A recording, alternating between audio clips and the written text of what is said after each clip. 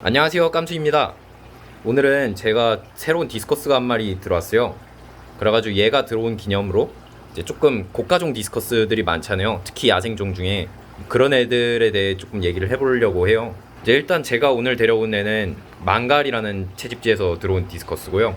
이제 망갈은 여기 옆에 쿠이페아 디스커스가 있는데 요 쿠이페아랑 비슷한 지역인데 쿠이페아보다 조금 더 북쪽에서 들어온 디스커스라고 생각을 하시면 돼요. 특징으로는 굉장히 색깔이 빨개지는 거랑 쿠이페아보다 약간 더 하이핀이라 그래야 되나요? 체형이 조금 차이가 있는데, 이제 야생 디스커스 하면은 고가 개체들은 정말 몇백만 원씩 하고 저렴한 개체들은 또 몇만 원밖에 안 하잖아요. 그러다 보니까 이제 산지를 나눠서 비싼 산지를 왜 사는지, 그리고 가끔 가다 보면은 이제 그 산지가 아닌데 산지를 속여가지고 가격을 더 받는 업체나 아니면 개인들도 있기 때문에 그거에 대해 조금 얘기를 해보려고 하는데요.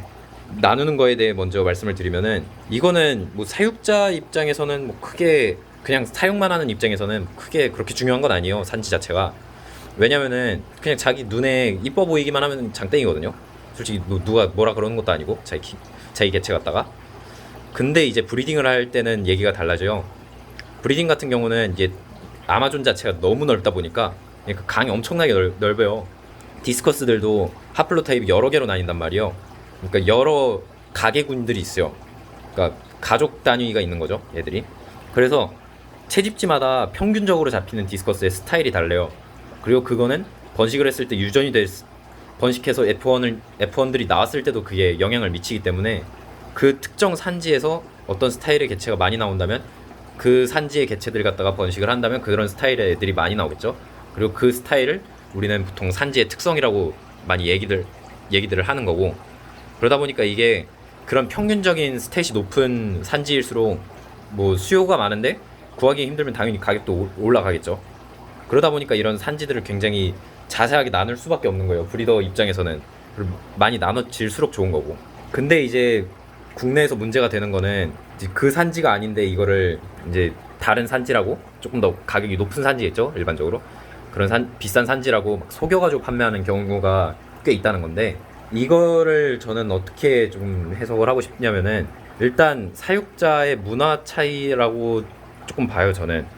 솔직히 그렇게 비싸지 않은 산지 중에서도 이쁜 애들 되게 많거든요. 그러니까 예를 들면은 뭐 국내에 조금 저렴한 디스커스라고, 그러니까 야생 중에 조금 저렴한 애들, 레드 계열 중에는 뭐 우라리아 최근에 유통됐던, 그리고 비교적 좀 저렴한 파라코니, 뭐 느하문다, 이런 산지들 여러 가지 있잖아요. 거기서도 이쁜 애들 정말 많이 나와요. 그리고 브리딩을 했을 때는 몰라도 정말 당장 키우기에는 부갈렌큐어 개체들보다 훨씬 이쁘게 생긴 애들도 많이 나오는 산지이기 때문에. 근데 가격은 그냥 절반 이하란 말이에요, 기본적으로. 알렌큐어랑, 그러니까 부갈렌큐어, 뭐 쿠이페아 개체랑 자기 눈에 뭐 파라코니 개체랑 뭐 느하문다 개체랑 구분을 못 하겠어요. 구분하시는 분들이 거의 안 계신데, 이런 망갈 개체들이 굉장히 잘 팔린다는 거는 제가 생각하기에는 그냥 그 망갈이라는 이름을 사려고 그렇게 돈을 지불하는 거라고 생각을 해요. 근데 저는 그게 되게 돈 낭비라고 생각을 하거든요.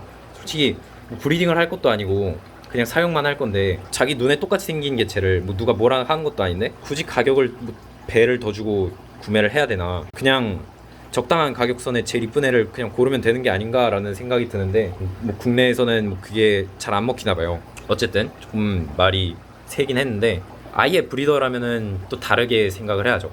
브리더라면은 특정 산지마다 개체들 특징이 다 있다고 그랬잖아요. 그거 알아보는 방법은 되게 쉬워요, 생각보다. 그냥 지금까지 그 산지에서 들어왔던 개체들을 다 한 번씩 확인을 해보면 되거든요. 그런 걸 뭐 국내에서는 이런 거 산지를 엄청 세세하게 나눠가지고 하는 데가 잘 없으니까, 뭐 일본 같은 경우는 샵들 중에 뭐 페퍼룬이라든가 옛날에 차오차오 이런 샵들에서 진짜 이거 산지 다 세분화해서 들어온 개체들이 진짜 몇천 마리가 된단 말이에요. 그럼 그 개체들 사진을 보고 내가 이제 브리딩을 해서 어떤 스타일의 개체를 작출을 하겠다, 그리고 그렇게 생각을 했을 때 그 스타일에 가장 맞는 산지 개체들, 지금 브리딩하고 있는 개체들에서 어떤 스타일이 추가가 됐으면 좋겠다 하는 그런 스타일을 거기서 확인을 한 다음에 그 야생 산지에서 적당히 좋은 개체를 가지고 브리딩을 한다면 좋은 결과를 얻을 수가 있겠죠.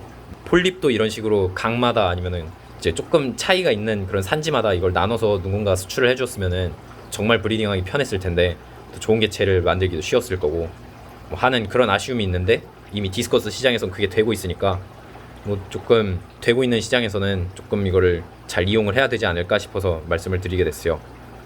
어쨌든 저는 지금 이 디스커스 얘 암놈 개체인데, 홍작도 암놈이라 지금 얘가 지금 계속 때리고 있거든요. 어쨌든 얘 격리를 해주든지 아니면은 좀 숨을 데를 만들어줘야 될 것 같으니까 오늘 영상은 마무리하고 다음번에 또 다른 영상에서 찾아뵙겠습니다. 감사합니다.